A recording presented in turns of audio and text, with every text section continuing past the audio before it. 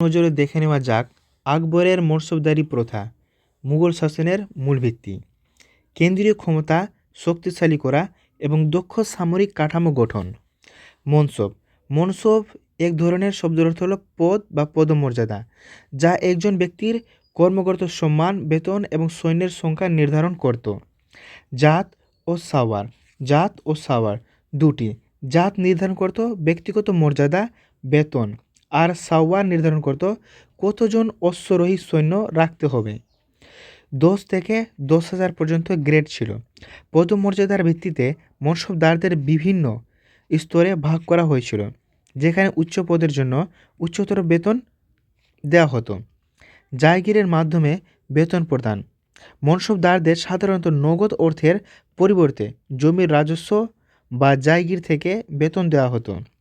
সম্রাটের সরাসরি নিয়ন্ত্রণ, এটি কোনো বংশগত পদ ছিল না।